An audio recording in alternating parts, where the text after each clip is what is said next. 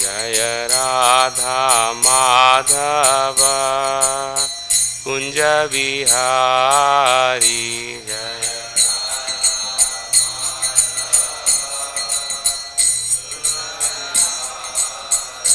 हरे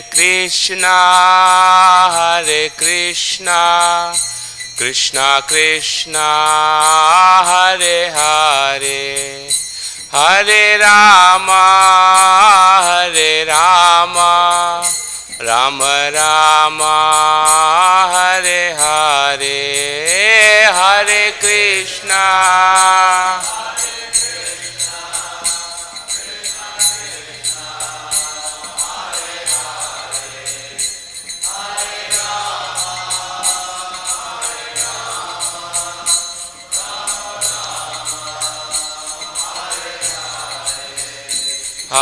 कृष्णा हरे कृष्णा कृष्णा कृष्णा हरे हरे हरे राम राम राम हरे हरे हरे कृष्णा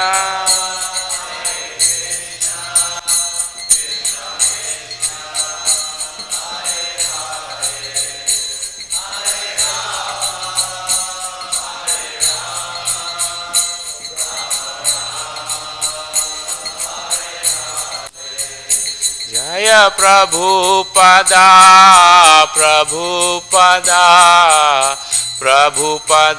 श्रील प्रभुपदा जय प्रभुपदा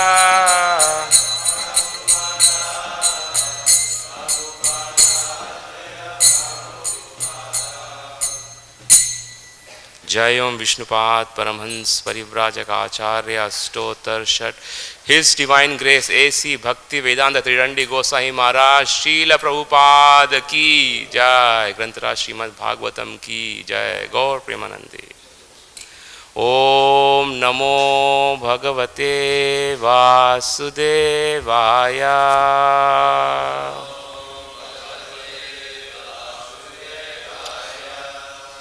ओम नमो भगवते वासुदेवाय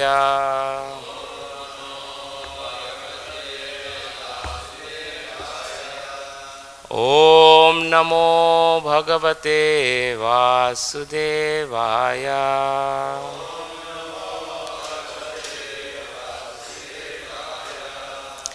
नमो विष्णुपदाय कृष्णपृष्ठाय भूतले श्रीमते भक्ति वेदांत स्वामी नीति नामिने नमस्ते सरस्वती देवे गौरवाणी प्रचारिणे निर्विशेष शून्यवादी पश्यतते सतारिणे जय श्री कृष्ण चैतन्य प्रभु नित्यानंद श्री अद्वैत गदाधार श्रीवासादि श्री श्री गौर भक्त वृंद हरे Krishna Krishna Krishna Hare Hare Hare Ram Ram Ram Hare Hare Reading from Srimad Bhagavatam, Canto 4, Chapter 3, Talks between Lord Shiva and Sati. Text 12. Paśya prayāntīr abhavānya-yoṣito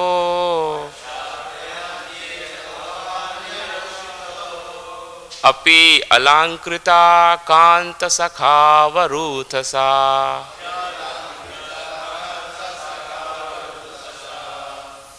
yāsāṁ vrajadbhiḥ śiti-kaṇṭha maṇḍitam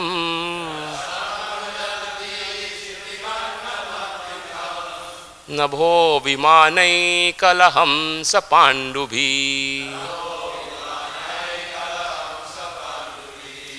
paśya prayāntīr abhavānya-yoṣito api alaṅkṛtāḥ kānta-sakhā varūthaśaḥ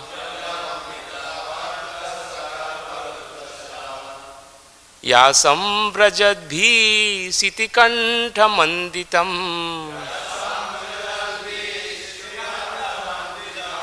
nabho vimānaiḥ kala-haṁsa-pāṇḍubhiḥ paśya prayāntīr abhavānya-yoṣito api alaṅkṛtāḥ kānta-sakhāḥ varūthaśaḥ yāsāṁ vrajadbhiḥ śiti-kaṇṭha maṇḍitam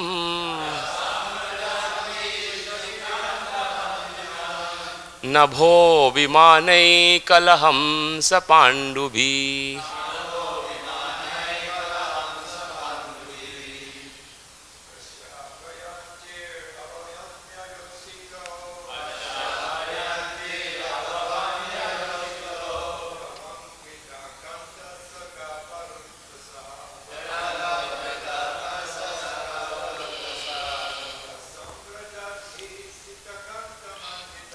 yāsāṁ vrajadbhiḥ śiti-kaṇṭha maṇḍitam nabho vimānaiḥ kala-haṁsa-pāṇḍubhiḥ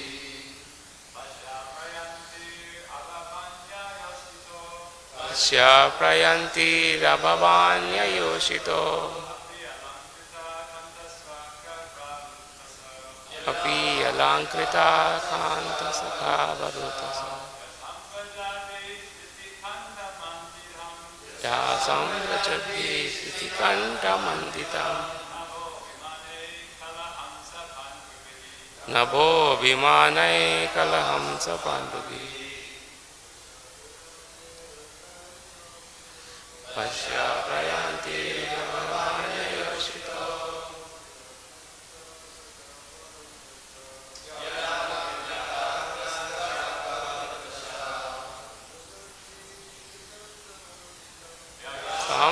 vrajadbhiḥ śiti-kaṇṭha maṇḍitam vimānaiḥ kala-haṁsa-pāṇḍubhiḥ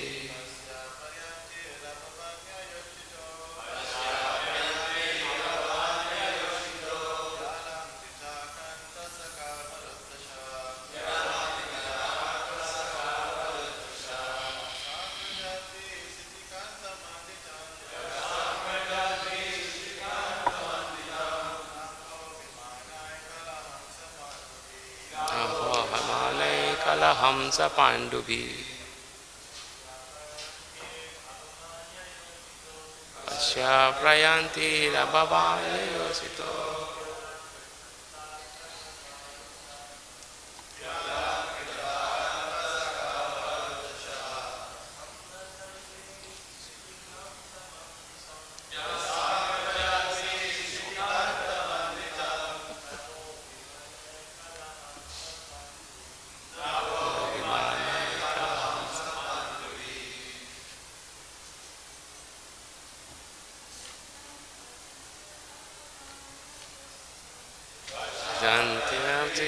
abhavānya-yoṣito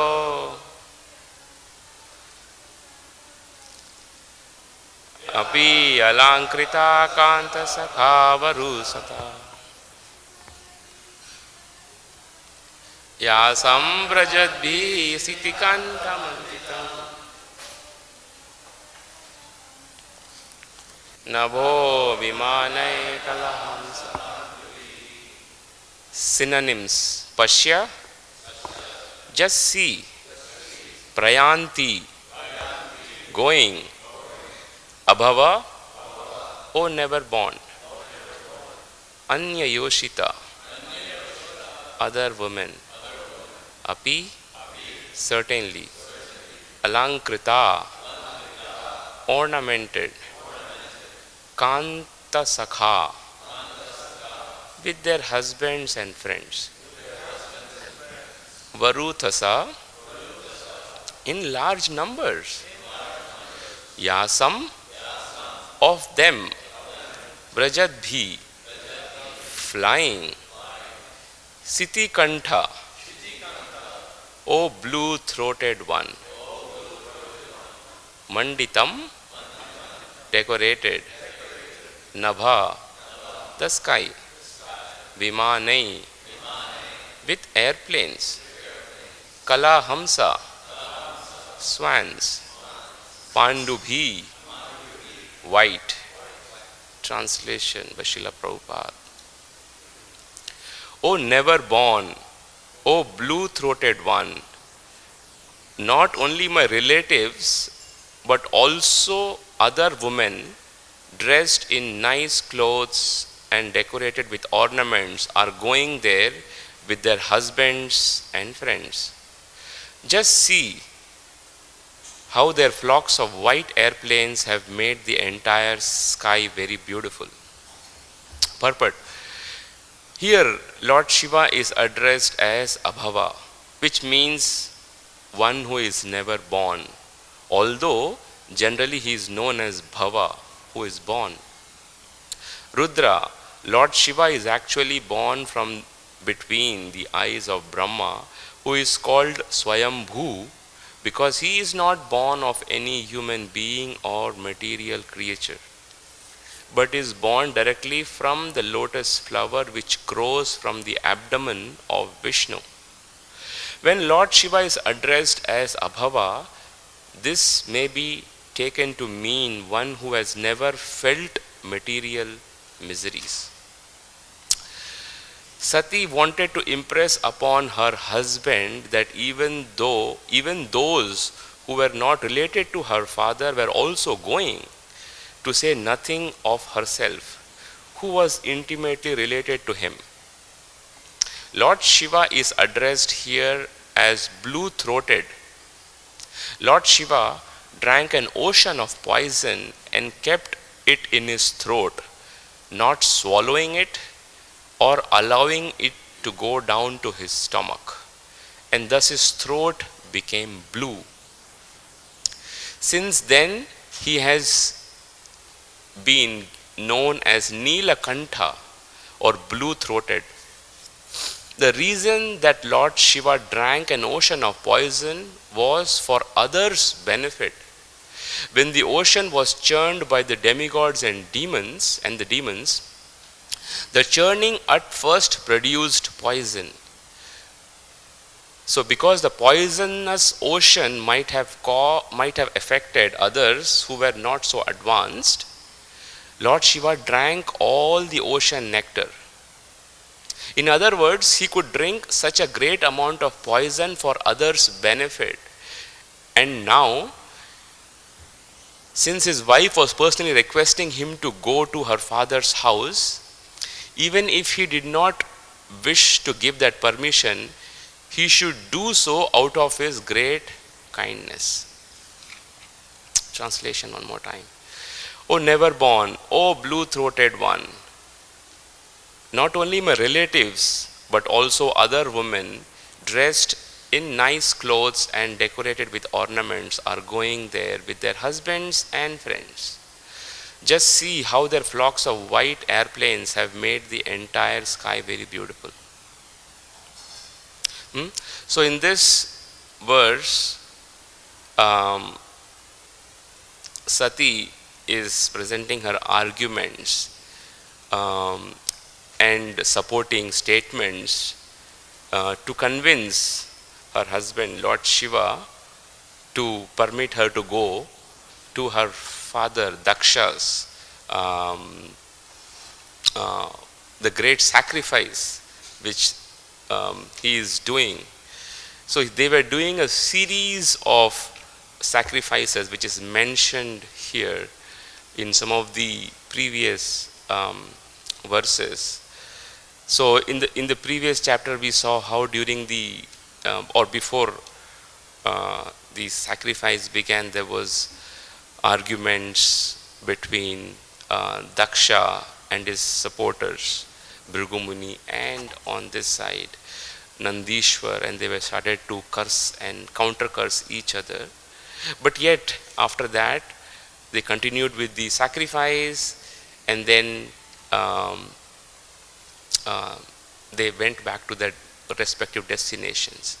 But then we also see that after again some time, Daksha started again another sacrifice which was called Vajapaya sacrifice, and he also did another sacrifice after that.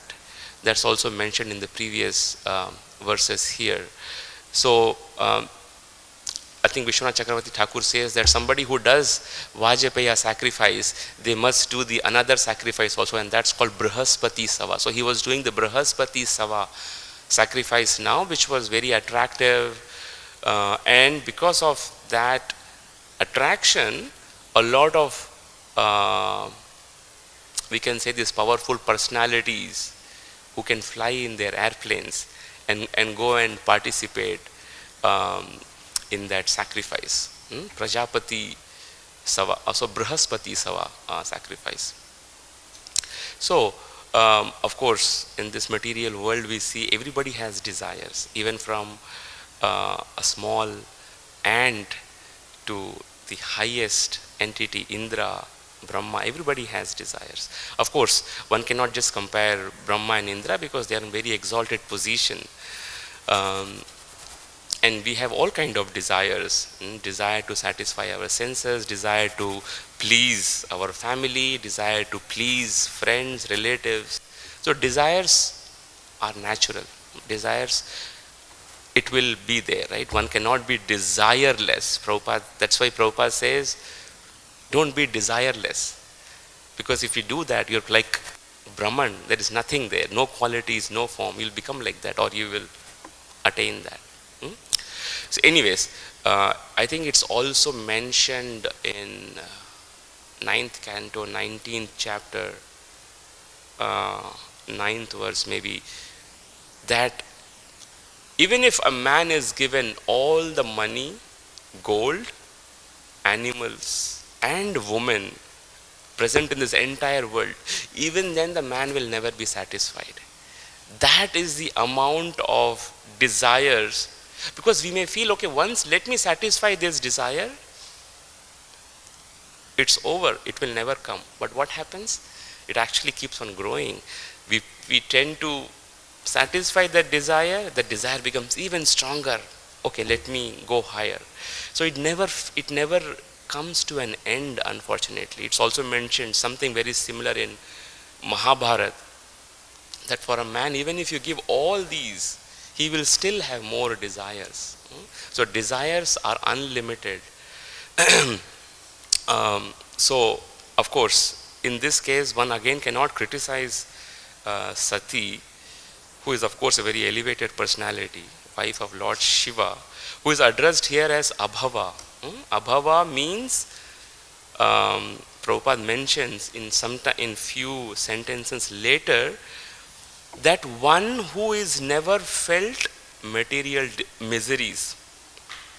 Bhava means material miseries, but abhava means somebody who is devoid of that, who does not gets inflicted by material miseries, and that is Lord Shiva. Why? Because he does not has material desires. Because the more material desires we have, ultimately it will end up in suffering, miseries.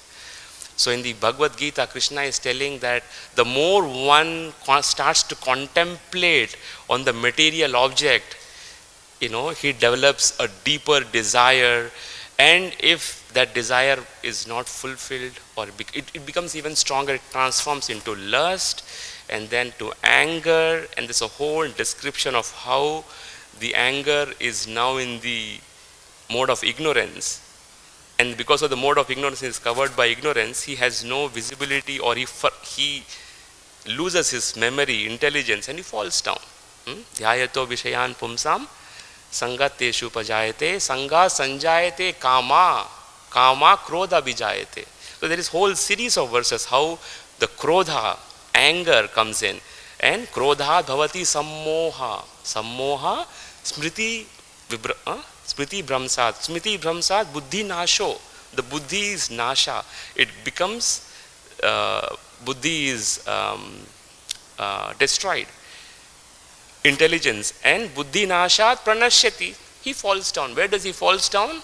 Again in the material world. Why? Because he is completely now ignorant of the teachings of the scriptures, that we are the spirit's soul. That's the basic strictures. We can say instructions from where Krishna consciousness, or we can say spiritual life, starts. And if somebody gets ignorant of that, he is bound to fall down from that position. But Lord Shiva is abhava. He is beyond this material miseries, which means Sati is telling Shiva, you don't have attachment to your family, you don't have attachment to your relatives. Because in this case, Sati is developing that attachment because she is getting inspired by people who are going there. She is developing the deeper desire. Let me also go there. Let me see what's happening. Because in the previous verse she says, therefore I wish to see my birthplace once more. Of course, people get more and more attached to their birthplace, their family, and all that. But that's not what Bhagavatam is saying. Bhagavatam is saying, be detached to material, conception of life and all that. And I think that's where Rishabdev, the first verse he's telling that be detached to all these things. When he starts his instruction to hundreds of his sons. Nayam deho deha bhajam narloke kashtan kaman arhate bhidbujam ye tapo divyam putrakaye na satvam sudhye tasmat brahma saukyam tu anantam. He says, do not be attached to deho, naham deho deha bhajam narloke. Not to your body or the bodies of your relatives and all that, because ultimately it is going to give you kashtan. It is going to give you miseries because it is all temporary. Because if it is temporary, it is always anxiety to lose that. And once you lose it, you lament it. And once you lament it, again you hanker, let me have it again. And then you again lose it. So this is an unlimited cycle, endless cycle of losing and hankering, lamentation and all that. So anyways, Lord Shiva is beyond that because he is always in the consciousness of the Supreme Lord. He has no material desires. And it is said in Srimad Bhagavatam that how he is always meditating on the Supreme Lord, on the Supreme Lord who is all full of Shuddha Sattva. It is said that Sattvam Vishuddhvam Vasudeva Shabditam Yadi Yate Tatra Pumana Pavrita Sattve cha tasmin Bhagavan Vasudevo Yadokshaje me namasa vidhiyate. That because of his continuous, constant 24/7, his consciousness now thinking of Supreme Lord, namasa vidhiyate. Namasa means offering obeisances, which also can be interpreted as manasa, because internally he is always thinking of the Supreme Lord. Why? Because he is always dependent on the Supreme Lord. So somebody who is actually always dependent on the Supreme Lord's action, or his, we can say, on the shelter of the Supreme Lord, they are always protected by the effects of material miseries. Why? Because Supreme Lord is beyond that. And one who is association, one who is in touch with Supreme Lord, he protects them. And Krishna says, that's why you forget about everything, just surrender unto me, I will take care of you. Sarva dharman parityajya mamekam sharanam raja aham tvam sarva papebhya mokshayashyami ma sucha. I will deliver you from all the sinful reactions. For who? Somebody who surrenders completely. And that example is Lord Shiva, because he is the topmost Vaishnava. Vaishnavanam yatha shambho. So because of his quality of being completely in remembrance of the Supreme Lord, he is totally shielded by all these material miseries, attachment. These are, of course, Krishna also says the same thing in Bhagavad Gita, many places. So in this verse also another thing was Lord Shiva's mercy, that how he drank the poison, something which is very supernatural. Of course, this is again a pastime in the 8th canto where the whole Samudra Manthan pastime is taking place, the ocean, churning of the ocean. And there is this huge, we can say, rift between the Devas and the Asuras, between the demigods and the demons. And then, because of the Lord's pastime, out came this huge, we can say, quantity of poison. What to do with that? Because if that poison gets to somebody, because here it is written, Prabhupada says, the reason the Lord Shiva drank the ocean of poison was for others' benefit. So he drinks that poison for others' benefit to shield them from what? To shield them from getting that poison. What is that poison actually? That poison is actually, in one sense, we can say, people who are materialistic, they can say, okay, this is just a poison, if they drink the poison, they will die. But actually the poison is also, because he is Param Vaishnav, he gives that mercy to others to give the true knowledge of who the Supreme Lord is. I think it's, and in many, many places he sings the glories of Supreme Lord.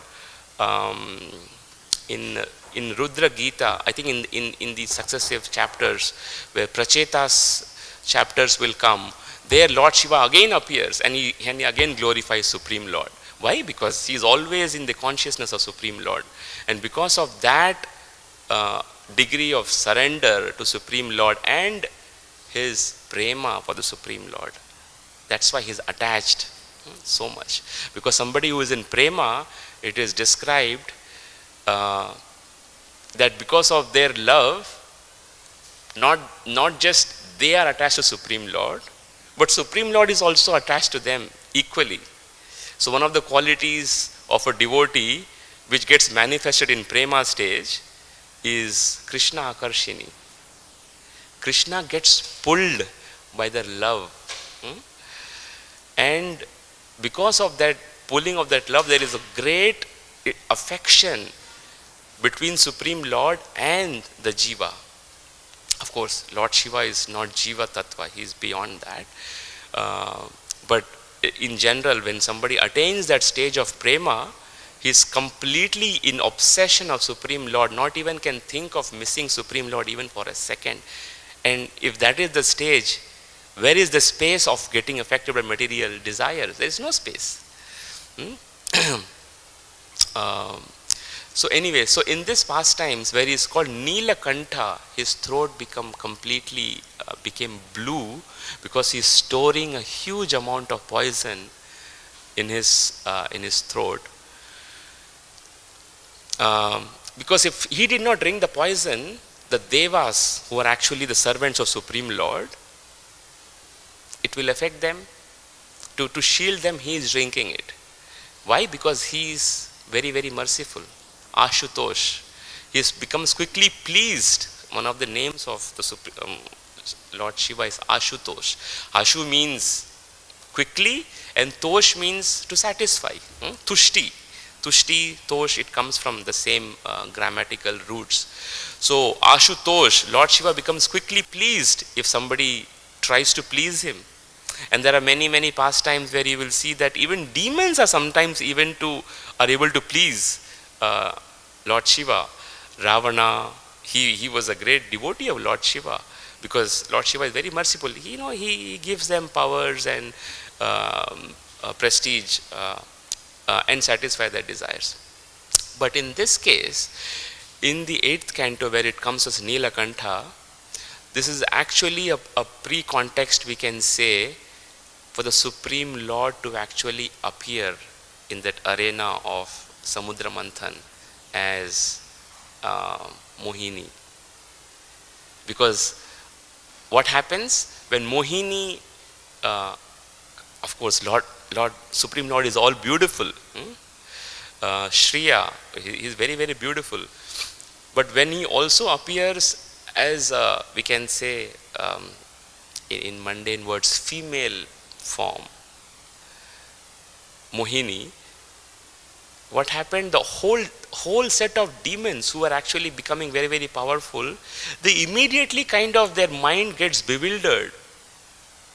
And then they said, whatever, because they had the nectar. And Mohini said, because of her very sweet voice and all that, she said, give me the nectar. And demon said, okay, take that. because Mohini is very, very attractive. They cannot say no to her. Of course, the Supreme Lord, this is a pastime. And what did Mohini do? She just gave the nectar to the Devatas, because they are the rightful recipients of this nectar. Not the demons, because demons don't have the qualification to get that nectar. So similarly, Vishwanath Chakravarti Thakur, he compares the whole Bhagavatam as Mohini avatar. He says somebody who does not have the proper faith and proper authority instructing them, even if they read Bhagavatam, they will get a totally different conclusion.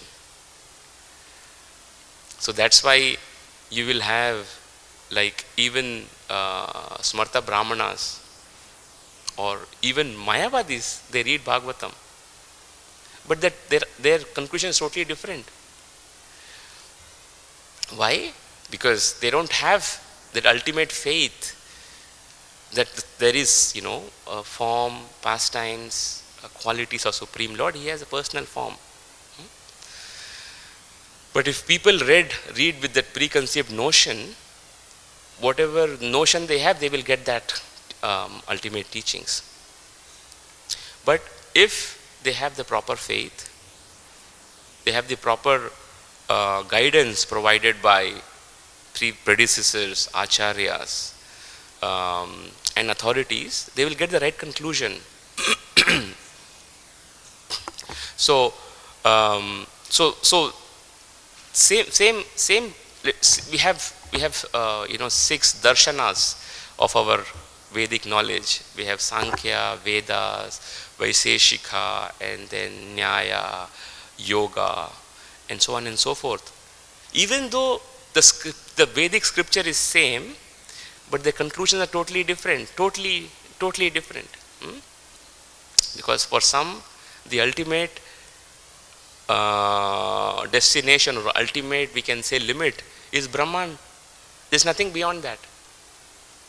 But for others who actually understand that the Supreme Lord has 3 different aspects, Brahman, Paramatma, and Bhagavan being the highest, if somebody has that proper faith, then they will understand and they will read in proper perspective. So there is towards the end of Bhagavatam, if you look at the 12th canto, where Sukadeva Goswami, he is going to conclude Bhagavatam. He is telling, okay, everything is, I've actually spoken about Bhagavatam, and I've given you all that. Let's now merge in Brahman. He's actually saying that because actually he's kind of testing Parikshit. Is actually because one may give the teachings, but what is the understanding, what is the conclusion which we may get? And that's why there is always a free will is there. Whatever is your free will, Krishna does not interfere with that. To the extent that if you don't want to become his devotee, he will never push you to become a devotee. He is all powerful. He is Sarva Shaktiman. He can make everybody a devotee, but he is not pushing them because he does not want to interfere with their free will. And similarly, if a Jnani, he is reading all the Bhagavatam, but because, as Rupa Goswami says, if we read too much of scriptures, our heart becomes very hard. It is not soft, because it is all dry knowledge. So if somebody is a Jnani, then they may be attracted only to those aspects where he wants to get rid of this material body, get rid of material reaction, karma, attachment and all that, and attain to something which is devoid of all these features. arupam, or there is no karma there. And that's why if you look at the definition of Brahman, it mentions the definition of Brahman as something which is not there. It says Advaitam. What is Dvaitam? Having, that difference. But Advaitam is same. Similarly, the Brahman is described as, Arupam and all that, because it does not have any definition. It is just devoid of all these qualities, devoid of pastimes, devoid of any form and all that. So somebody who develops that kind of, we can say, desire, they can attain that. So again, it all depends on how we are getting the teachings. So in this case, when he was called Nilakantha, because he is so merciful, he drank the poison to protect all the demons. So similarly, we also see that in the first canto, where Parikshit Maharaj, he's a Nitya Siddha. He is a eternal associate of the Supreme Lord. How come he got the desire of, he was afflicted by hunger and thirst, and then he went into this hermitage of Samika Rishi, where he saw the Rishi was completely in trance and he was not being welcomed properly, and he became angry. And that anger manifested in the form of, we can say, disrespecting that Samika Rishi, and he put a dead snake on his shoulders. How does it happen? Is it the same, we can say, desire which is manifested here in Sati, and is it the same in case of Parikshit Maharaj? Of course, no. Prabhupada explains that in some cases, especially in cases of devotees who are Nitya Siddhas, like Parikshit Maharaj, and so on and so forth, those desires arise because of the will of the Supreme Lord. So one cannot actually criticize some of these pastimes where even great exalted personalities are developing desires. Even the desire, we see that Lord Brahma, he wanted to put Krishna into bewilderment by taking his associates, by hiding them somewhere, right? So he had this desire to test Krishna. But all these pastimes are to generate some teachings from Bhagavatam. So we should not criticize that why Sati was developing this desire, even if she is very exalted personality. This is not explicitly mentioned here, but this is all at the end of the day in Bhagavatam. All these exalted devotees are an instrument for the Supreme Lord to manifest certain messages, teachings through this. So similarly,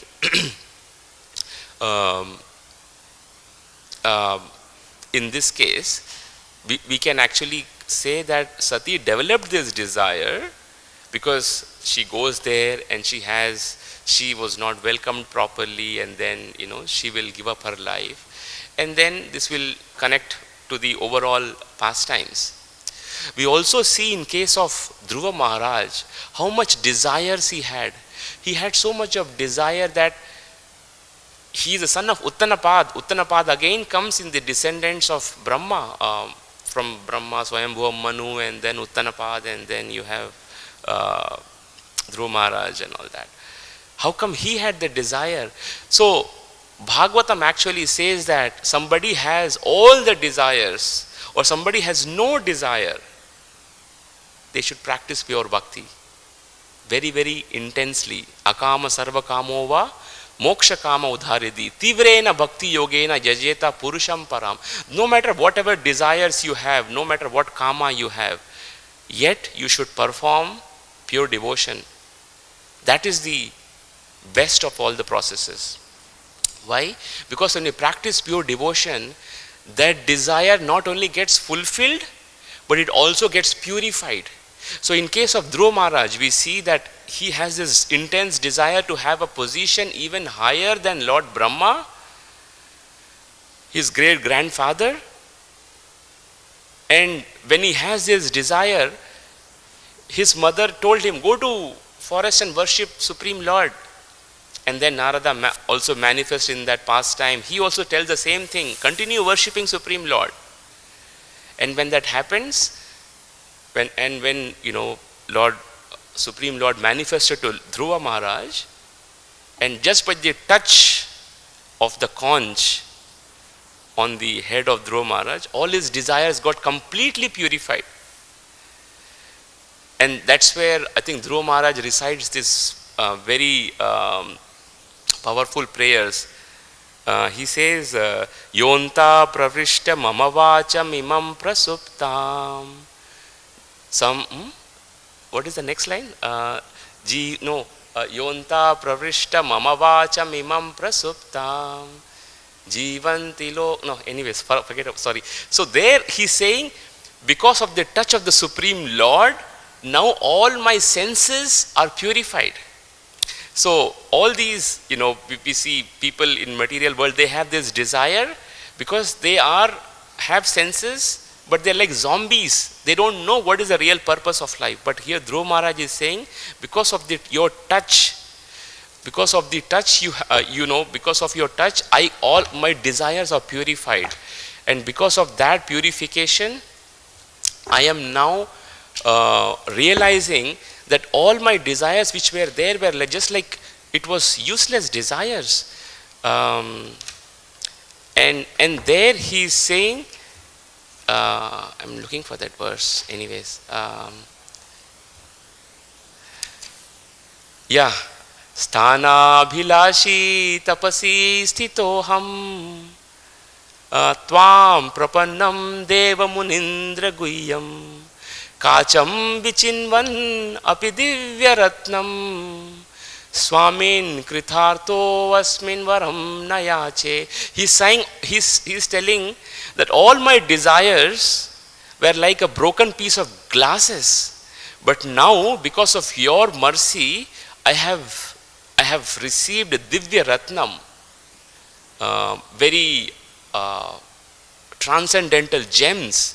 And that is what happens when you attain the mercy of Supreme Lord.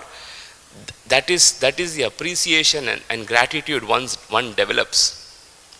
So anyways, I think in any case, the conclusion is one should always practice tivrena bhakti yogena, intense devotion to the Supreme Lord. And of course, one can do that devotion, intense devotion to any forms of Supreme Lord, because the Supreme Lord is unlimited. Advaitam, Achyutam, Anantam, Ananta Rupam. But the best of all the Supreme Lords to be worshipped in this age particularly is Krishna.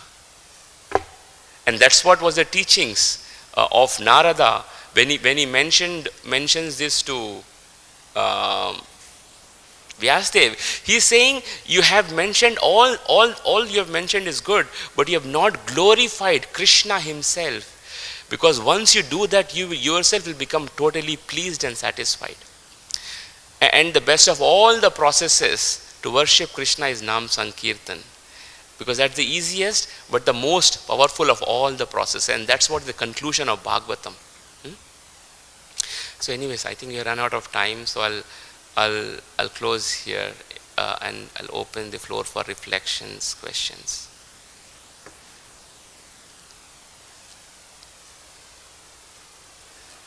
It's 4:09 maybe.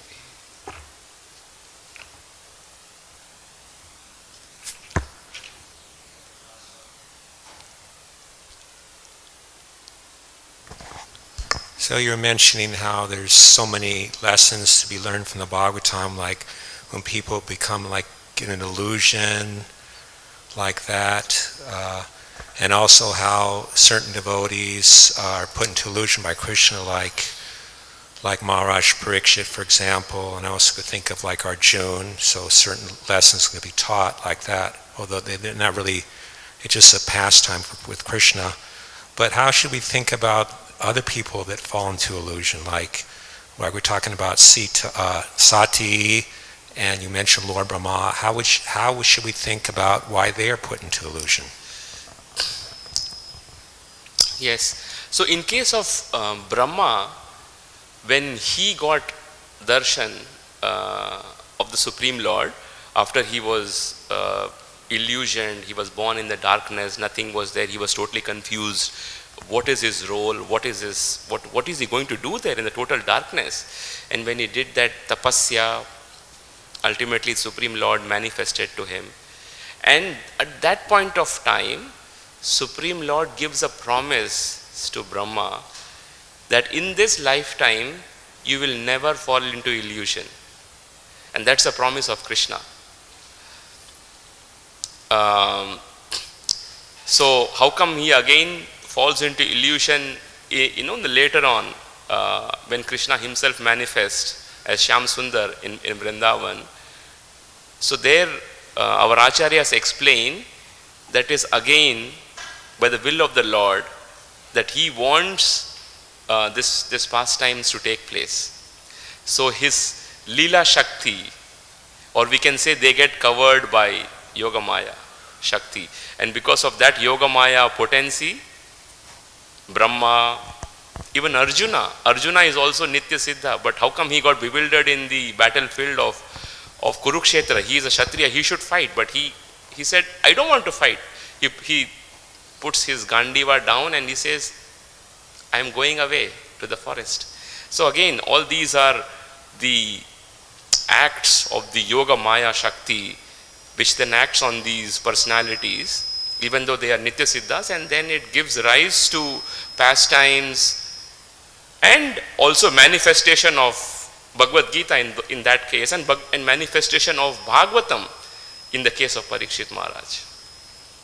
What about in the case of Sati, in her case? Yeah, so in case of Sati, it is not very clearly explained. Is it a pastime or is it, and neither acharyas explain, but I believe, it's my understanding, that because all these are exalted personalities, it is quite difficult to understand or criticize that they fall into illusion and all that. So it is for me, it is definitely the energy or the Yoga Maya Shakti of the Lord acting on these devotees. Yes, Sachitanaya Prabhu. Thank you, Prabhu. My understanding is that all these pastimes in the Bhagavatam, most of them, they are arranged by the Supreme Personality of Godhead, and all these different devotees who assist him, some of them like Arjuna or Mother Sita, they are eternally liberated. They come here and they play a certain role in which teaches the living entities. Because in the Bhagavad Gita it says, Icha dvesa samutena dvanda mohena bharata, that the living entity in the material world, due to the dualities, separation from Krishna, falls in this hatred and desire, and to the point that they even want to become one with God. So, for example, Prahlad Maharaj, who is a top Mahayana, in one of his prayers he says that, I pray to you, my Lord, that from the bottom of my heart, please take all my material desires. This is again just to teach us, all of us, while we live in this material world of dualities, it's going to be always that. And these devotees who come and play the role like they are bewildered, like Mother Sita, he arranged all this. His energy is working in such a way that teaching us. This is my understanding. He also, even Krishna himself has unlimited desires, but he has also his energy, Srimati Radharani, which is Sarva-Kanti, only one, she's the only one who can satisfy all the desires of Krishna. But the living entity in the material world, you can never be satisfied, because you are separated from Krishna. Actually, I was remembering when you were talking about this, the desires, I think in the 6th canto, Prabhupada makes a very strong statement. He says, it is impossible for us and living entities to be free of desires. Desires will always be there. But those desires which can never be fulfilled are called kama. It can never be fulfilled. But we still try to keep on pursuing that. Let me try that. So we may try this way, it's not working. Then I'll change something else. Let me try other way. Maybe it will work. And it never works. So once that happens, we should get that feeling that Supreme Lord is, that desire is not supposed to be fulfilled. Let us forget about that. So yeah, I think you are right in all these cases, especially in all these examples in Bhagavatam. Most of it is arranged by, you can say, the Yoga Maya Shakti or Leela Shakti for these pastimes to happen, manifest, and through that we get different teachings. Because that's what is the ultimate, we can say, benefit from the scripture. Unless we get the right teachings, then we don't get the ultimate nectar, or we can say sweetness. So I was referring to this verse 496, where Dhruva is saying that once he's saying after entering within me, you have enlivened my sleeping senses, my hands, legs, ears, touch sensation, life force, and especially my power of speech. He's saying all these have been enlivened by your touch. So this is what happens when we get in touch with Supreme Lord and His energy. All our senses, desires get purified. And that's what happened to Dhruva Maharaj. It was 496 I was referring. This is the first verse of Dhruva Stuti here. Anyways. All right. Okay. Grantaraj Srimad Bhagavatam ki jai, Srila Prabhupada ki jai, Gaur Premanande, Hari Hari Bo. Hare Krishna.